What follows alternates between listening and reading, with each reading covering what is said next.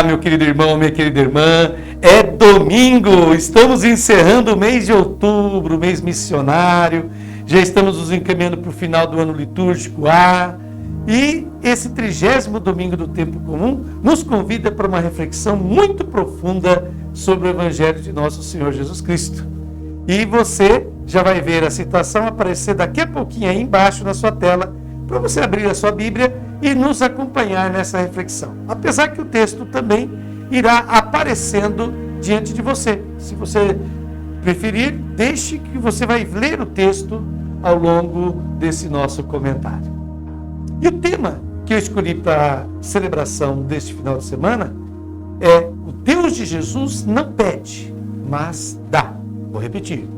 Deus de Jesus não pede, mas dá. O evangelho deste domingo apresenta o último ataque dos líderes espirituais do povo, que eram os fariseus, contra Jesus.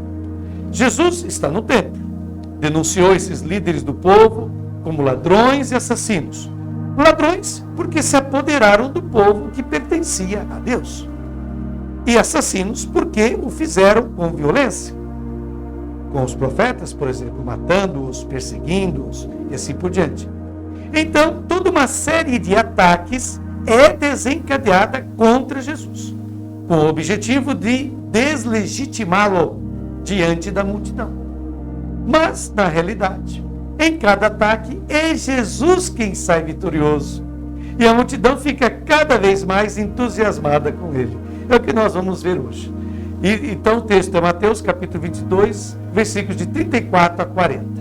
Comecemos então com o primeiro versículo do Evangelho deste domingo, o versículo 34. Você já está vendo aí na sua tela. Os fariseus ouviram dizer que Jesus tinha feito calar os saduceus. Então eles se reuniram em grupo.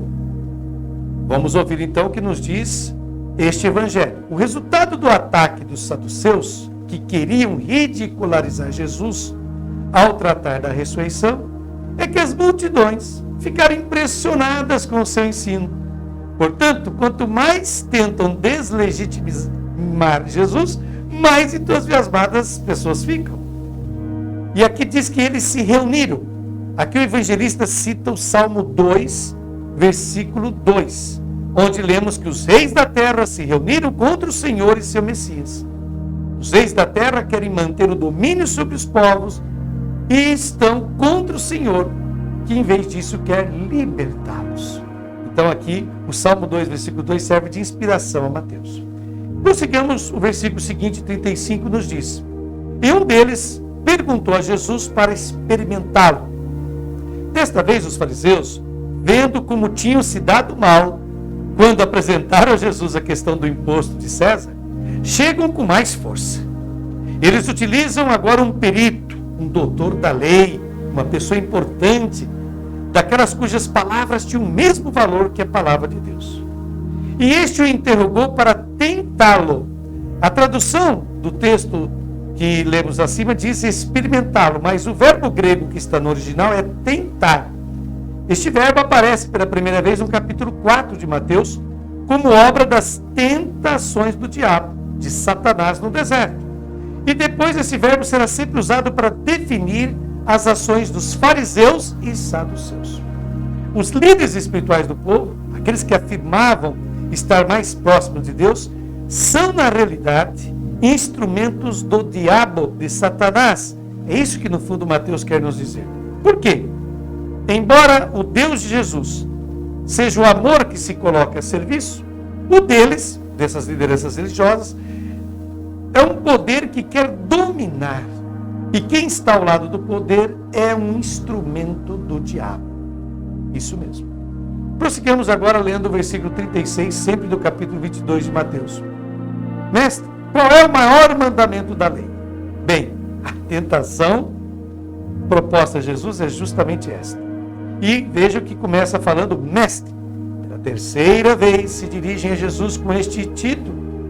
Sempre ele está presente na boca dos seus inimigos, ou de pessoas que lhe são hostis. Fiquemos atentos, pois a pergunta não tem como objetivo aprender. Esse doutor da lei não quer aprender, mas quer sim condenar Jesus. Eles sabem qual é o grande mandamento. Não precisavam perguntar. o mais importante mandamento para os judeus naquela época era a observância do descanso no sábado, porque é o único mandamento que Deus também observa. Deus e os anjos não realizam nenhuma atividade no céu aos sábados, diz a tradição religiosa judaica. A observância deste único mandamento correspondia à observância de toda a lei, e a transgressão deste único mandamento equivalia à transgressão de toda a lei, e por isso estava prevista a pena de morte.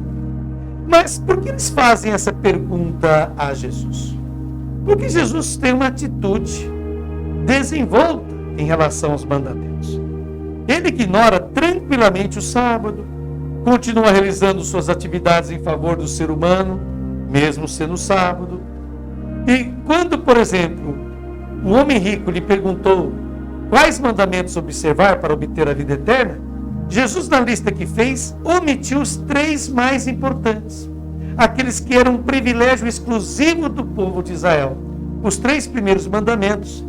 E Jesus indicou-lhe aqueles que eram patrimônio da cultura universal, que era não matar, não roubar, não cometer adultério. Olha só, a liberdade de Jesus perante a lei. Vejamos agora o versículo 37. Jesus respondeu: amarás o Senhor teu Deus de todo o teu coração, de toda a tua alma e de todo o teu entendimento. Então, a pergunta visa denunciar Jesus, como já falamos. Jesus, mais uma vez, choca o seu interlocutor. Surpreende-o. Perguntaram-lhe qual é o mandamento mais importante. Na resposta, Jesus não menciona nenhum mandamento, mas pega uma frase com a qual começava o credo de Israel, o famoso Shema Israel, escuta Israel, que é extraído do livro de Deuteronômio, capítulo 6, versículo 5. O Deuteronômio tinha a expressão com toda a tua força em terceiro lugar nessa frase, o que indicava os bens da pessoa. Mas Jesus substitui a expressão força pela com todo o teu entendimento. Por que Jesus omite a força? Porque o Deus de Jesus não é um Deus que absorve as energias dos seres humanos, mas é um Deus que oferece as suas energias aos seres humanos. Ele comunica as suas a ele. Então, o Deus de Jesus não pede, é um Deus que dá. Prossigamos agora os versículos 38 a 39. Eles nos dizem: esse é o maior e primeiro mandamento. O segundo é semelhante a esse: amarás o teu próximo como a ti mesmo. Mas não era um mandamento. Jesus é quem eleva o amor total a Deus à categoria de mandamento. Mas, imediatamente depois, Jesus acrescenta um preceito retirado do livro de Levítico, capítulo 19, versículo 18, que é o amor ao próximo. Para Jesus, o amor a Deus não é real se não se traduz em amor aos outros. Vejam bem. E agora, finalmente, chegamos ao último versículo 40 do Evangelho deste domingo, que diz: toda a lei e os profetas dependem desses 2 mandamentos. Repito, não são mandamentos, mas Jesus eleva o amor a Deus, que depois se manifesta no amor ao próximo, ao nível dos mandamentos mais importantes. A lei e os profetas é uma expressão usada para indicar a Bíblia, que para eles naquela época era apenas o Antigo Testamento, composto pela lei e pelos profetas. Assim, mais uma vez, uma questão que visa deslegitimar Jesus lhe é apresentada.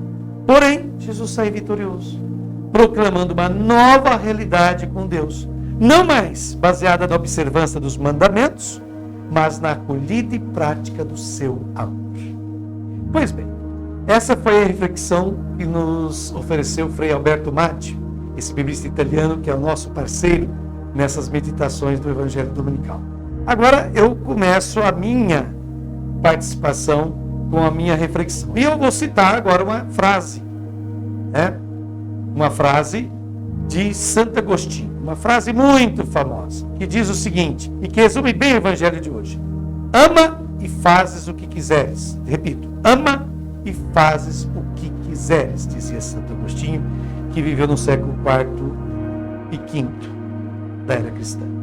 Ora, até umas décadas atrás, era comum observarmos presbíteros, que são os padres, bispos, papas e cristãos em geral, distinguindo entre pecados mortais e pecados veniais. Sendo que os primeiros seriam mais perigosos, pois, como o próprio nome dizia, poderiam conduzir a pessoa à morte eterna. Os veniais eram pecados do cotidiano, mais comuns e praticados por quase todas as pessoas. Pois bem, no judaísmo da época de Jesus, havia uma acirrada discussão acerca dos denominados mandamentos maiores e mandamentos menores diante da lei. Essa lei, ou Torá, era constituída por 248 preceitos ou recomendações e 365 proibições, ou seja, a quantidade dos dias do ano. No total, os judeus descobriram na Torá, no Antigo Testamento, cerca de 613 normas a serem observadas por todos que desejassem ser um bom filho ou filha de Deus. Desse modo, o amor a Deus era visto como a dedicação de toda a vida do indivíduo ao cumprimento dos mandamentos divinos. Portanto, era sinônimo de submissão e obediência. Isso era o amor a Deus naquela época. Jesus realiza uma reviravolta, uma revolução na tradição religiosa de Israel, pois ele afirma que o mandamento do amor ao próximo é de igual valor ao mandamento do amor a Deus. O adjetivo grego homoios significa exatamente isso, do mesmo valor, da mesma natureza, similar, que é o adjetivo que está lá em Mateus 22, versículo 39. Quando Jesus diz que o segundo é semelhante, é da mesma natureza que o primeiro. Desse modo, como destaca o teólogo espanhol José Maria Castillo, abre aspas, Jesus une o divino com o humano e torna inseparável um do outro. De forma que é uma ilusão e um engano pensar que uma pessoa esteja em uma boa relação com Deus, caso se relacione mal com alguém, não importa quem seja. Fecha aspas. Aquilo que distingue o cristão de todas as demais pessoas é basicamente o amor ao próximo, pois o amor ao outro é amor a Deus. Tanto é verdade que Jesus, no contexto de sua despedida, na importantíssima última ceia, anuncia um mandamento novo que deseja nos dar. A novidade desse mandamento é justamente a não necessidade de mencionar o amor a Deus. Diz Jesus, eu vos dou um mandamento novo, que vos ameis uns aos outros, como está lá em João capítulo 13, versículo 34, primeira parte. Porém, Jesus acrescenta algo fundamental, que qualifica e diferencia o nosso modo de amar. Diz Jesus, abre aspas, como eu vos amei, assim também vós deveis amar-vos uns aos outros. Está em João capítulo 13, 34, segunda parte. Não estaria aqui, meus queridos irmãos e irmãs, não estaria aqui a melhor receita contra toda uma verdadeira epidemia de depressão, falta de sentido para viver, pessimismo, sentimento de vazio interior e outros males espirituais que nos atormentam sobremaneira nos tempos atuais? Pensemos, meditemos. E assim, meus queridos, nós nos despedimos nesse dia maravilhoso. Que vocês tenham um final de semana, um domingo repleto de alegria. E vamos meditar em profundidade a palavra de nosso Senhor Jesus Cristo. Amanhã, segunda-feira, tem mais, sempre aqui no canal do YouTube do Grupo de Reflexão Bíblica São Jerônimo. Obrigado pela sua fidelidade.